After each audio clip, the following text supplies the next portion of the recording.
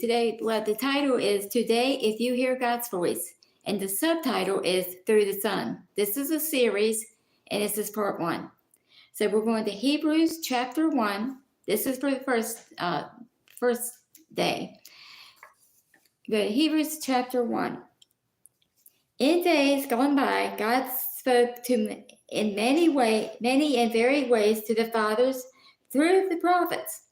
But now in the end of days, He has spoken to us through His Son, to whom He has given ownership of everything and through whom He created the universe. Get this. Through whom He created the universe. So His Son, which we know as Yeshua, created everything. Everything was created through Him. Because if you go to John chapter 1, on down to 14, you will see that Yeshua is the living Word of God that was revealed in flesh to die for the sins of the world.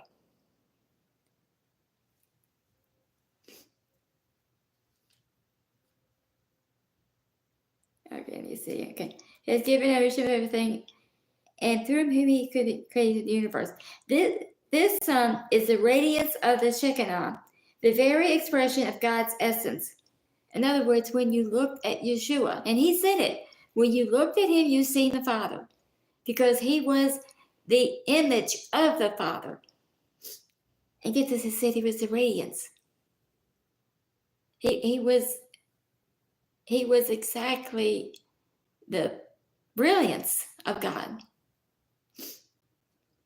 upholding all that exists by His powerful word.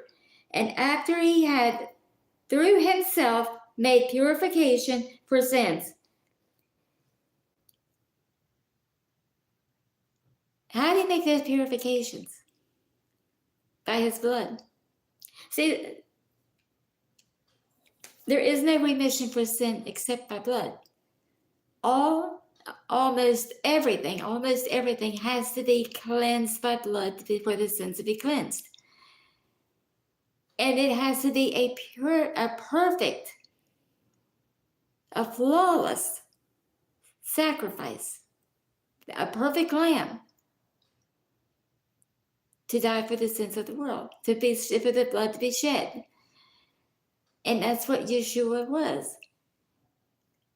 He, as God, revealed Himself in flesh as human so that He could shed the perfect blood from the perfect sacrifice for the sins of the world, so He could redeem us back to the Father.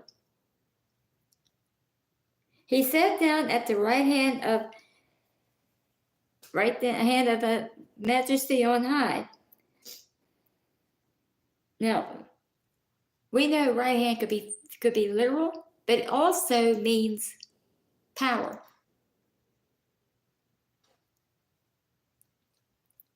So He has become much better than angels, and the name God has given Him is superior to theirs.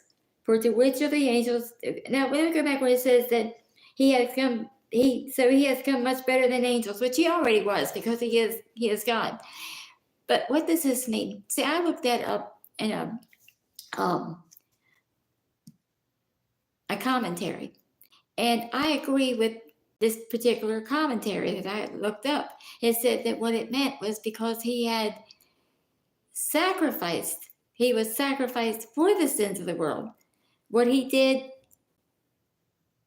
gave the gift of salvation, that He died for us. That's something that no angel had ever done. They could never do. They couldn't do it even if they wanted to.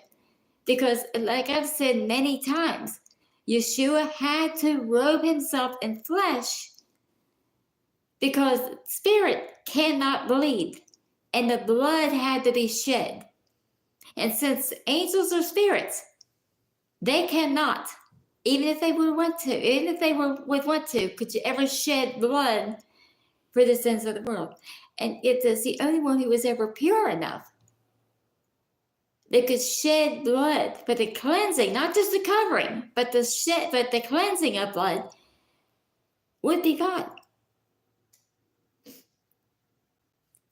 So he has become much better than the angels, and the name God has given him is superior to theirs. For to which of the angels did God ever say, "You are my son, today I have become your father"? Also, God never said to any of the angels, "I will be his father, and he will be my son." And again, when God brings his firstborn into the world, he says, "Let all angels worship him." Let all God's angels worship him. Now, this is God talking about Yeshua, and he's calling him God. That's because, like I said, Yeshua was before the foundations of the world, because he was Word, the living Word, who was revealed in flesh, because he is the Lamb slain before the foundations of the world. And all this was set up for all of us. Indeed, when speaking of angels, he says, "Who makes his angels winds and his servants fiery flames?" Now, that's pretty impressive, but not as impressive as Yeshua. But to the Son, he says, "Your throne, O God," this is God talking. "Your throne, O God, will last forever and ever. You rule your kingdom with a scepter of equity. You have loved righteousness and hated wickedness. Therefore, O God, your God has anointed you with the oil of joy in preference to your companions."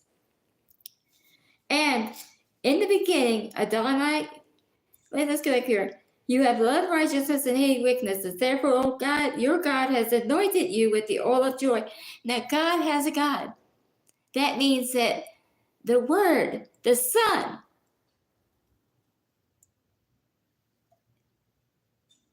the Son's God is his Father.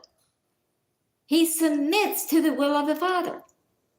He humbles himself under the sovereignty of his Father. But he is God. "And in the beginning, Adonai, you laid the foundations of the earth. Heaven is the work of your hands." We're still talking about Yeshua here. "They will vanish, but you will remain. Like clothing, they will grow old, and you will fold them up like a coat.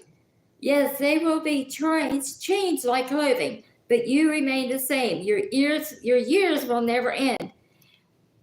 They never end because he's eternal. Just like Yahweh was before time, so was Yeshua, because he was always right there with the Father. "Moreover, to which of the angels has he ever said, 'Sit at my right hand until I make your enemies a footstool for your feet'? Aren't they all merely spirits who serve, sent out to help those whom God will deliver?" That's the end of part 1. Come back tomorrow for part 2.